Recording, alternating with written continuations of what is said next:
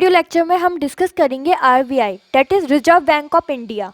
जो reserve bank of India है, सबसे पहले हम इसे किस किस बेसिस पे डिस्कस करेंगे। तो इसका ओवरव्यू होने वाला है कि सबसे पहले हम डिस्कस करेंगे introduction of RBI, then board of directors, demonetization in India, subsidiaries of RBI, printing and minting press in India and Indian currency note denomination and last function of RBI. हम इन सब पॉइंट्स को follow करेंगे और इन सब पे discuss करेंगे अपने वीडियो लेक्चर में। तो सबसे पहले हम इसका इंट्रोडक्शन डिस्कस करते हैं। तो क्या था, इंडिपेंडेंस से पहले जब आरबीआई एस्टेब्लिश नहीं हुआ था, एक बैंक काम करता था जो कि था क्वाजी सेंट्रल बैंक, और वो क्वाजी सेंट्रल बैंक का नाम क्या था, imperial bank of India. Imperial bank of India ये 3 बैंक से मिलके बना था। मतलब इससे पहले जब इंपीरियल बैंक ऑफ इंडिया बनने से पहले 3 बैंक काम करती थी, जिनको मर्ज करके इंपीरियल बैंक ऑफ इंडिया बनाया, जो कि एक क्वाजी सेंट्रल बैंक है। ओके, और वो 3 बैंक कौन सी थी? वो थी bank of Calcutta, bank of Bombay and bank of Madras. इन तीनों बैंकों को मिला के इंपीरियल बैंक ऑफ इंडिया बना दिया, जिसका नाम 1955 में बदल के स्टेट बैंक ऑफ इंडिया कर दिया। ओके, सो ये स्टेट बैंक ऑफ इंडिया बन गया था आफ्टर 1955। अब क्या नीड थी एक सेंट्रल बॉडी बनाने की, जब एक क्वाजी सेंट्रल बैंक था, क्योंकि ताकि देश में जो इकोनॉमिक कंडीशन है उसको अच्छे से इम्प्रूव किया जा सके और जो नोट्स होते हैं, करेंसी होती है, उन्हें अच्छे से मैनेज किया जा सके। इसलिए गवर्नमेंट ने सोचा कि एक सेंट्रल बॉडी होना ज़रूरी है। इसीलिए एक एक्ट पास हुआ, उस एक्ट का नाम था आरबीआई एक्ट 1934। ओके, अब इस एक्ट के अंदर 1935 यानी कि 1 अप्रैल 1935 को आरबीआई बना। तो फिर इसके लिए आरबीआई बनने के लिए एक अलग से एक्ट पास हुआ। इसीलिए आरबीआई को हम क्या बोलते हैं? Statutory body. अब ये स्टैट्यूटरी बॉडी क्या होती है, बॉडी कितने प्रकार की होती है, ये हम वीडियो के एंड में डिस्कस करेंगे। Okay, so it is a autonomous body. RBI is a autonomous body because a separate act is passed to establish RBI. That's why it is a autonomous और statutory body. अब देखिए, जब भी कोई नई committee बनती है, जब भी कोई नई बॉडी बनती है इंडिया के अंदर, तो उसके लिए सबसे पहले कमेटी बैठती है, वो अपना रिकमेंडेशन पास करती है, फिर रिकमेंडेशन के बाद फिर वो एक्ट पास होता है पार्लियामेंट में, फिर प्रेसिडेंट उस पर साइन करता है, जब भी जाके वो एक्ट पास होता है। यानी कि कोई ना कोई कमेटी, जब भी कोई नई बॉडी बनती है तो कमेटी बैठती ही है। तो इसके लिए आरबीआई बनने के लिए जो आरबीआई का जो रिकमेंडेशन था, उसको इसका रिकमेंडेशन किस कमेटी ने दिया? तो वो था रॉयल कमीशन। अब रॉयल कमीशन के हेड कौन थे? Hilton young. अगर हिल्टन यंग रॉयल कमीशन के हेड थे, इसलिए इस कमेटी को हम हिल्टन यंग कमेटी भी बोलते हैं। रॉयल कमीशन कमेटी को हिल्टन यंग कमेटी भी बोलते हैं। तो इसने ही रिकमेंड दिया था आरबीआई बनने के लिए। तो ये एस्टेब्लिश हुई थी under committee Hilton young committee. अब देखिए, अब इसके कुछ इंपॉर्टेंट फैक्ट्स हैं जो कि हमें एग्जाम्स में पूछ सकते हैं एमसीक्यू में। तो सबसे पहले इसका हेड क्वार्टर कहाँ है? तो जब ये एस्टेब्लिश हुआ था, कौन? आरबीआई, तो इसका हेड क्वार्टर था कलकत्ता में। किस में था? कलकत्ता में। तो अब ये कलकत्ता क्या है? एक कल्चरल कैपिटल है इंडिया की इस समय। Calcutta is a cultural capital of India. It is a most important fact. And when Delhi become a capital of India, before that Calcutta was the capital of India. यानी कि कलकत्ता पहली हमारी कैपिटल थी दिल्ली बनने से पहले। तो बाद में सबसे पहले जब दिल्ली नहीं बनी थी, दिल्ली हमारी कैपिटल नहीं बनी थी, तो कलकत्ता हमारी कैपिटल थी, इंडिया की कैपिटल थी कलकत्ता। फिर बाद में वो दिल्ली बन गई थी। Okay, so previous capital of India was Calcutta and Calcutta was a cultural capital of India. Okay, अब क्या हुआ था, जब एस्टेब्लिश हुआ था तो आरबीआई के जो हेड क्वार्टर थे वो कलकत्ता में थे, लेकिन बाद में इसको शिफ्ट कर दिया गया कहाँ पे? मुंबई में। मुंबई में कब शिफ्ट किया? 1937 से। यानी कि 1937 से अब इसका जो हेड क्वार्टर है, यानी कि now a days at a present time head quarter of RBI in Mumbai. Okay, Mumbai में है अभी। अब क्या हुआ था कि जो आरबीआई था ना, जब वो एस्टेब्लिश हुआ था उस समय ये एक प्राइवेट ऑर्गेनाइजेशन थी। मतलब कि ये इनिशियली ये क्या थी? प्राइवेट सेक्टर बैंक था, ये पब्लिक सेक्टर बैंक नहीं था। तो क्या हुआ कि इसको जब इनिशियल कैपिटल थी ना, वो 5 करोड़ रुपये लगी थी। कितनी थी? 5 करोड़ रुपये। और इसके जो 100 शेयर्स थे वो पब्लिक के पास थे। फिर बाद में जब इसको नेशनलाइज किया गया, यानी कि पहले इनिशियली जब वो eight the time of establishment RBI was a private sector bank, अब इसको पब्लिक सेक्टर बनाना था, तो पब्लिक सेक्टर बनाने के लिए इसके जो शेयर्स थे पहले 100 शेयर्स डिवाइडेड थे किसमें, पब्लिक के पास, तो उसको बढ़ा के 117 कर दिया और इस तरह से इसका नेशनलाइजेशन हुआ। यानी कि 1 जनवरी 1949 को आरबीआई का नेशनलाइजेशन हुआ। ओके, ये डेट बहुत इंपॉर्टेंट है, इसे याद रखना कि आरबीआई का नेशनलाइजेशन कब हुआ था, 1 जनवरी 1949। ओके तो और ये पहले कैसी थी, initially RBI was a private sector bank, फिर देन इसको नेशनलाइज किया गया 1 जनवरी 1949 को, और इनिशियल कैपिटल कितनी लगाई थी आरबीआई में, 5 करोड़ की। ठीक है, तो ये एक इम्पॉर्टेंट फैक्ट थे। और एक और क्वेश्चन जो पूछ सकते हैं कि पहले जब आरबीआई एस्टेब्लिश हुआ था तो इसमें किस किस कंट्री का सेंट्रल बैंक होने मतलब ये इंडिया के साथ साथ और कौन सी 2 कंट्री जिनका ये सेंट्रल बैंक था, तो ये भी बहुत इंपॉर्टेंट क्वेश्चन है। तो इंडिया के साथ साथ पहले रिजर्व बैंक ऑफ इंडिया ने सेंट्रल बैंक का फंक्शन परफॉर्म किया था फॉर पाकिस्तान एंड म्यांमार। यानी कि इंडिया की आरबीआई इंडिया के साथ साथ पाकिस्तान और म्यांमार इन 2 कंट्री का भी सेंट्रल बैंक का फंक्शन परफॉर्म कर चुका है। तो ये वाला फैक्ट भी आप ध्यान रखना, कौन सी 2 कंट्री, पाकिस्तान, म्यांमार और इंडिया का तो है ही, ये तो सबको पता ही है कि reserve bank of India is a central bank of India. Okay so और ये भी फैक्ट आपको याद रखना है कि जब इसका एस्टेब्लिशमेंट हुआ था, यानी कि इनिशियली आरबीआई एक प्राइवेट सेक्टर बैंक था जिसका नेशनलाइज हुआ, और इसका नेशनलाइज कब हुआ था, 1 जनवरी 1949 को। ओके अब ये गवर्नमेंट के अंदर काम करता है, ये और ये किए स्टैच्यूटरी बॉडी है। Okay so this is the fact about RBI. अब हम देखते हैं कि आरबीआई में गवर्नर कौन कौन रह चुके हैं। यानी कि आपको क्या पता होना चाहिए कि जो फर्स्ट गवर्नर थे आरबीआई के वो कौन थे, फिर इंडियन गवर्नर कौन थे, फर्स्ट इंडियन गवर्नर। जैसा कि हम जानते हैं कि आरबीआई एस्टेब्लिश हुआ था 1935 को, यानी कि बिफोर इंडिपेंडेंस। यदि ये पहले इंडिपेंडेंस से पहले एस्टेब्लिश हुआ था तो इसके गवर्नर भी कोई ब्रिटिशर ही होंगे। तो इसलिए जो फर्स्ट गवर्नर थे आरबीआई के at the time of establishment वो थे ऑसबॉर्न स्मिथ। कौन थे, Osborne Smith. Okay at the time of establishment the governor of RBI was Osborne Smith. और फर्स्ट इंडियन गवर्नर कौन थे, तो फर्स्ट इंडियन गवर्नर थे वो थे सीडी देशमुख। कौन थे, सीडी देशमुख। ये आपको याद रखना है, Chintamani Dwarikanath Deshmukh, first Indian governor of RBI. अब आज के समय में कौन है, आपको प्रेजेंटली यानी कि करंट फैक्ट भी याद रखना होगा, तो वो है अभी के शक्तिकांता दास। और जो शक्तिकांता दास है ये 25th गवर्नर है। कौन से 25th गवर्नर, तो इसलिए ये वाला क्वेश्चन इंपॉर्टेंट हो जाता है कि शक्तिकांता दास कौन से नंबर के गवर्नर है, तो वो है 25th गवर्नर। अब 2 और इम्पॉर्टेंट क्वेश्चन है जो कि आरबीआई से पूछ लिया जाता है, जो कि है कि आरबीआई के मैक्सिमम टाइम गवर्नर कौन रहे हैं और मिनिमम टाइम गवर्नर कौन रहे हैं। तो आरबीआई के मैक्सिमम टाइम गवर्नर रह चुके हैं बिनेगल रामा राव। कौन, बिनेगल रामा राव। इनने कितने समय तक के लिए अपनी गवर्नर की पोस्ट निभाई, वो थी 7 years and 197 days। It is the most important fact कि उनने Benegal Rama Rau maximum time governor है आरबीआई के, and he perform his function up to 7 years and 197 days। Okay अब मिनिमम टाइम गवर्नर कौन रह चुके हैं आरबीआई के, वो हैं अमिताभ घोष। कौन, अमिताभ घोष। इनने अपना फंक्शन परफॉर्म किया फॉर 21 days के लिए। ये सबसे मिनिमम टाइम गवर्नर है अमिताभ घोष। 21 days के लिए इन्होंने अपना फंक्शन परफॉर्म किया, एंड आफ्टर 21 days उनकी जो पोस्ट थी वो हट गई, तो he is not a governor of RBI now. Okay after 21 days, after 21 days नहीं, 21 days पर ही उनने अपनी जो पोस्ट है उस पर इस्तीफा दे दिया था, इसलिए वो केवल 21वें डे पे ही, इसलिए उनने अपना गवर्नर का फंक्शन परफॉर्म किया 21 days तक। अब एक और क्वेश्चन पूछ लिया जाता है, एक कि ऐसे कौन से आरबीआई के गवर्नर हैं, ऐसे कौन से पर्सन है जो कि आरबीआई के गवर्नर भी रह चुके हैं, प्राइम मिनिस्टर भी रह चुके हैं, फाइनेंस मिनिस्टर भी रह चुके हैं। तो वो पर्सन है डॉक्टर मनमोहन सिंह, जो कि आरबीआई के गवर्नर भी रह चुके हैं, प्राइम मिनिस्टर भी रह चुके हैं और फाइनेंस मिनिस्टर भी रह चुके हैं। अब अगला क्वेश्चन आता है कि आरबीआई का लोगो क्या होता है। सो आरबीआई का लोगो होता है टाइगर और पाल्म ट्री इसका लोगो है। इसकी टैगलाइन क्या है, India's central bank. Okay tagline of RBI watch India's central bank.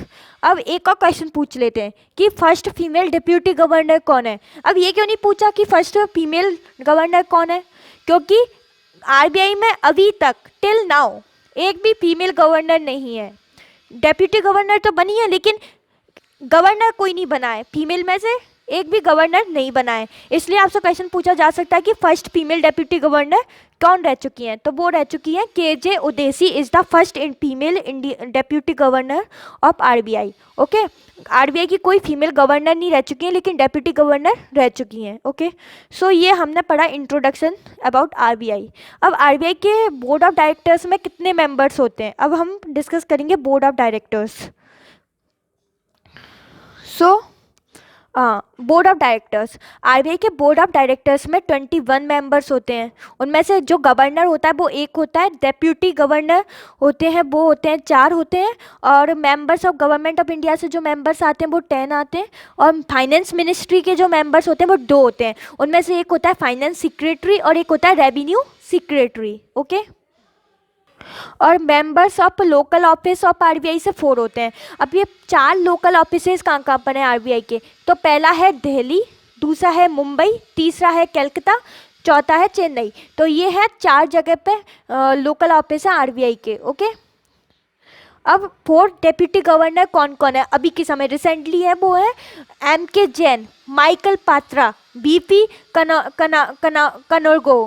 कानुरगो and last one is M Rajeshwar Rao. Okay, ये 4 हैं जो कि डेप्यूटी गवर्नर का फंक्शन परफॉर्म कर रहे हैं। कौन?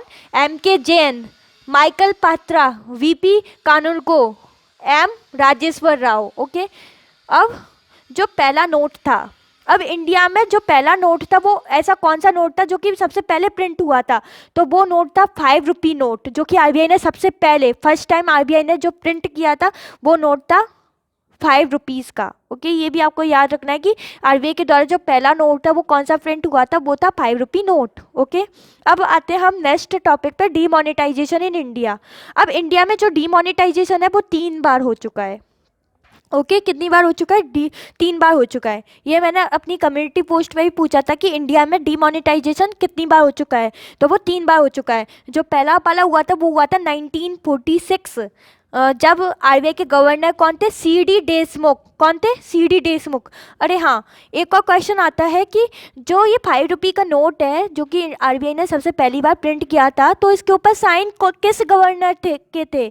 कौन से वाले ऐसे गवर्नर थे जिनने इन पर साइन किया था? तो ये किया था जेम्स टेलर ने, और जो जेम्स टेलर थे वो सेकंड आरबीआई के गवर्नर थे जो सेकंड टाइम बने थे। ओके, फर्स्ट वाले कौन से थे? ऑसबॉर्न स्मिथ, सेकंड टाइम बने थे जेम्स टेलर, और जेम्स टेलर के ही 5 रुपी नोट पर साइन थे। ओके, क्योंकि हम जानते हैं कि जो नोट होते हैं उन पर गवर्नर ऑफ इंडिया आरबीआई के गवर्नर ऑफ आरबीआई के साइन होते हैं, केवल 1 रुपी नोट को छोड़ के। 1 रुपी नोट पे किसका साइन होता है?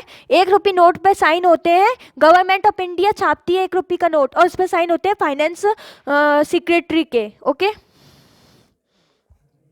सो now demonetization of India 3 times हो चुका है। सबसे पहले हुआ था 1946 में, जब आरबीआई के गवर्नर थे सीडी देशमुख, और जब कौन कौन से डीमोनेटाइजेशन का मतलब होता है कि किसी भी करेंसी के लीगल टेंडर को एबॉलिश कर देना, यानी कि अब वो ज़्यादा समय तक अब वो डीमोनेटाइजेशन के बाद उस करेंसी की कोई वैल्यू नहीं रहती, यानी कि उसके लीगल टेंडर को एबॉलिश कर दिया गया है, और नई करेंसी को मार्केट में उतारना इज कॉल्ड डीमोनेटाइजेशन।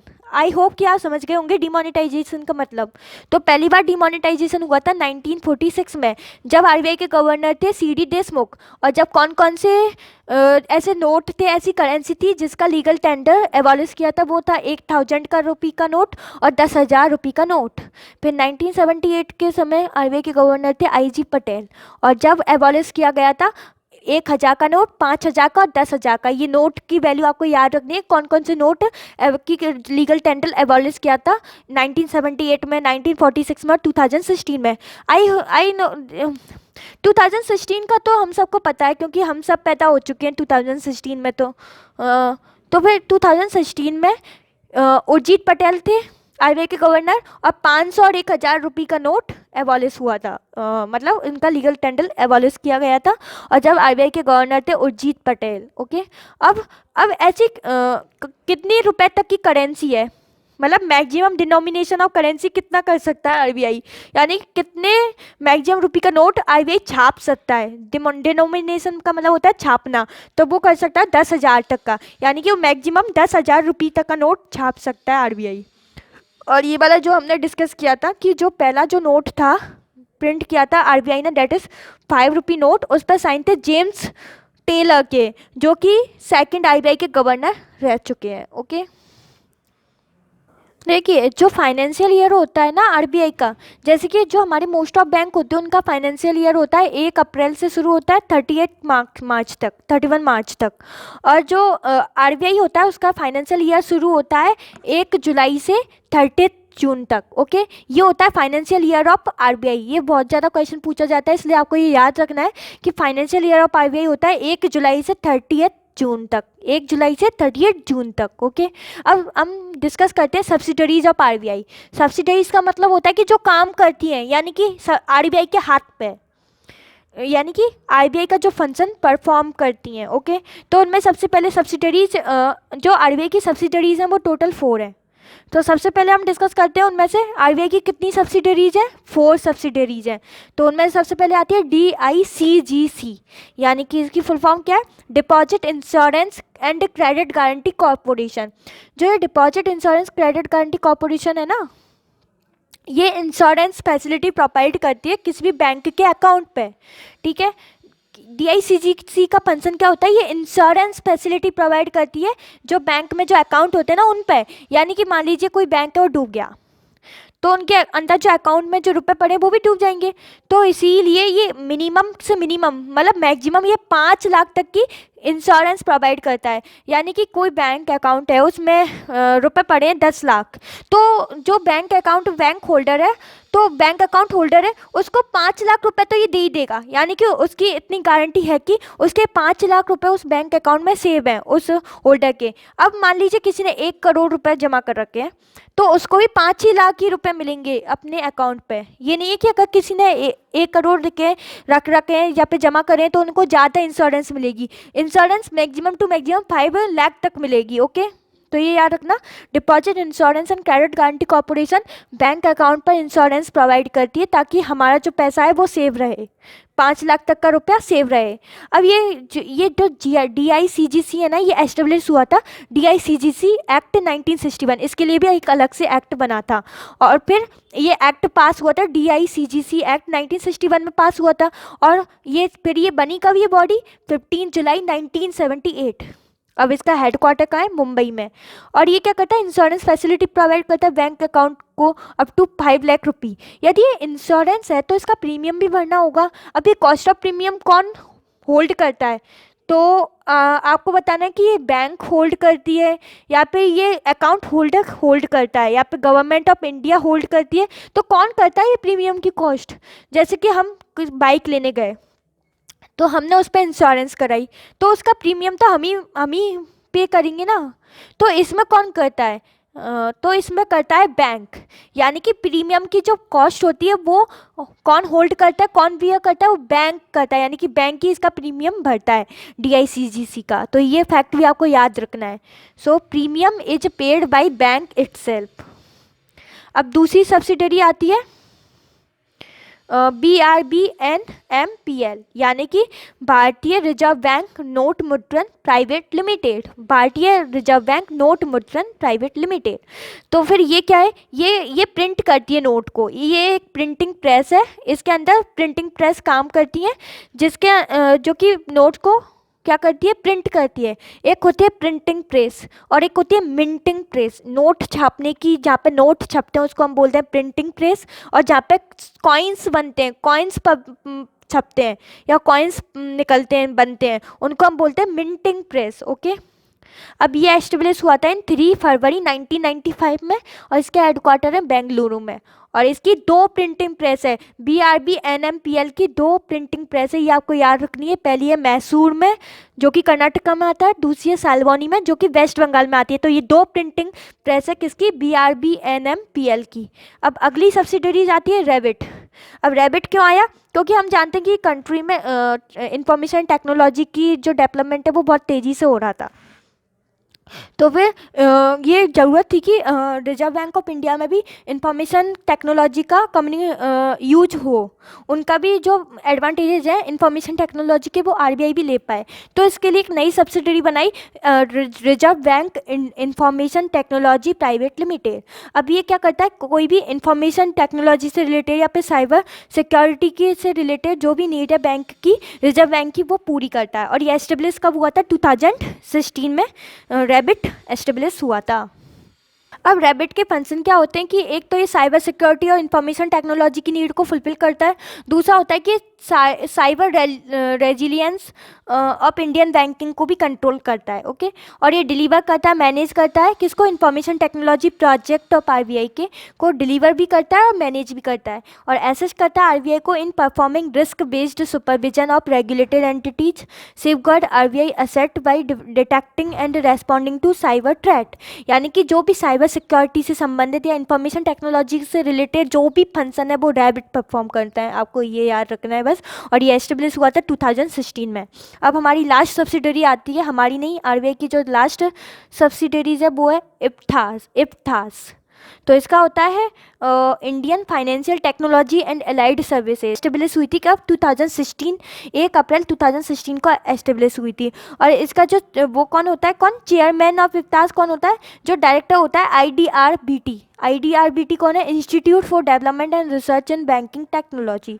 जो भी बैंकिंग टेक्नोलॉजी में जो भी डेवलपमेंट हो रहा है या फिर जो भी रिसर्च होती है या फिर CSR रेशियो, SLR रेशियो, इनको गैदर करना बाय आरबीआई के द्वारा या मेजर करना, वो पहले अलग अलग एजेंसीज करती थी। तो फिर इन सब एजेंसीज का फंक्शन था वो एक ही में मिला दिया, और वो उस जो नई सब्सिडरी बनी उसका नाम था IFTAS, Indian financial technology and allied services. So ये थी 4 सब्सिडरीज ऑफ आरबीआई जो कि आरबीआई का अलग अलग फंक्शन परफॉर्म करती हैं। अब हम देख लेते हैं कि प्रिंटिंग प्रेस कौन कौन सी इंडिया में। Okay, so printing press of note in India, India में कौन कौन सी प्रेस हैं जो कि नोट्स को छापती हैं। सबसे पहले आती है मैसूर कर्नाटका में, दूसरी आती है सेलबॉनी वेस्ट बंगाल में, और इन दोनों को रेगुलेट करती है भारतीय रिजर्व बैंक नोट मुद्रण प्राइवेट लिमिटेड। फिर दूसरी आती है नासिक में जो कि महाराष्ट्र में आता है, देवास मध्य प्रदेश में, और इनको रेगुलेट करती है SPMCIL, that is security printing and minting corporation of Indian limited. Okay, हमने देखा था कि जो मैक्सिमम डिनोमिनेशन होता है ना नोट का, वो होता है कितने का, 10,000 नोट छाप सकता है आरबीआई। और जो कॉइन होता है कि मैक्सिमम डिनोमिनेशन ऑफ कॉइन कितना होता है, वो होता है 1,000 रुपये कॉइन का। ठीक है, अब हम देखते हैं मिंटिंग प्रेस कितनी है इंडिया में। वो पहली है, जो हमने पहले पढ़ा था प्रिंटिंग प्रेस पढ़ी थी, यानी कि नोट छापने वाली प्रेस, और मिंटिंग यानी कि जहाँ पर कॉइन छपते हैं, तो वो है मुंबई में, कलकत्ता में, हैदराबाद में, नोएडा। ये बात याद रखना, जो कॉइन्स होते हैं उनको छापने की जिम्मेदारी और 1 रुपये के नोट को छापने की जिम्मेदारी गवर्नमेंट ऑफ इंडिया के पास होती है, और बाकी सब नोट को छापने की जिम्मेदारी आरबीआई के पास होती है। अब हम डिस्कस करते हैं functions of RBI. It is the most important part of this lecture.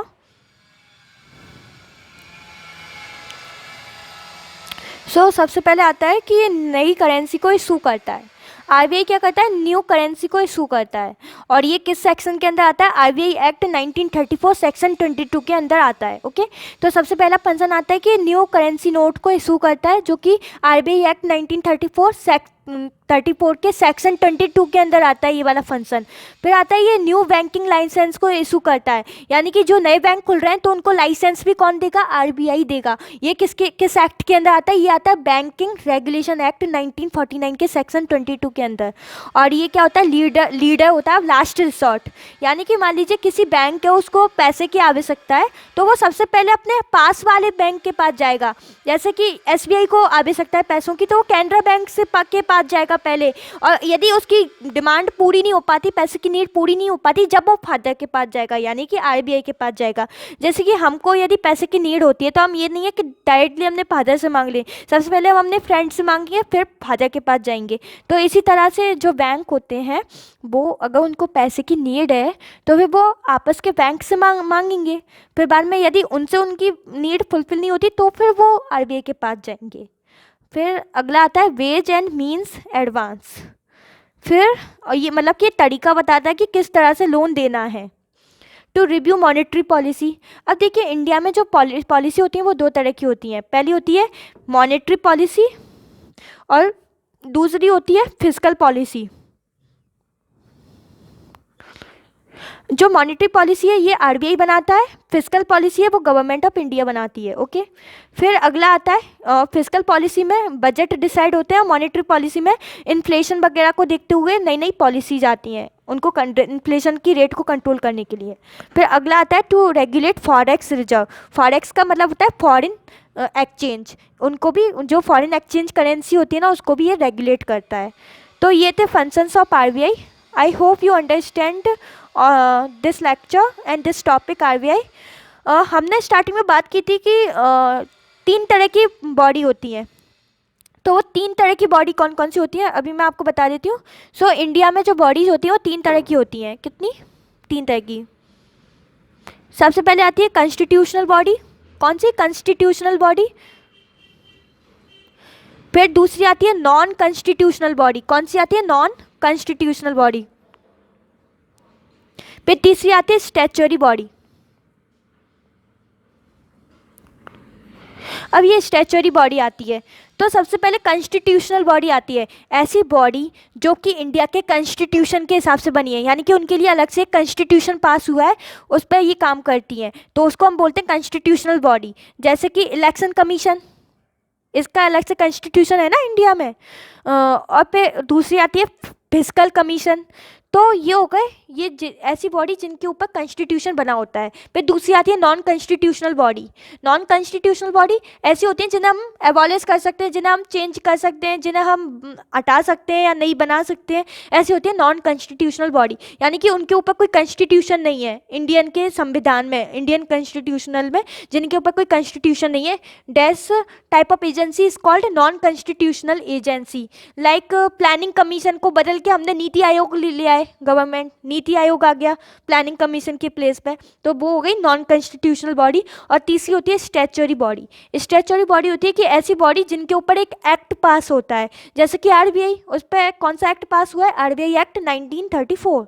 तो ऐसी बॉडी को हम बोलते हैं स्टैच्यूटरी बॉडी।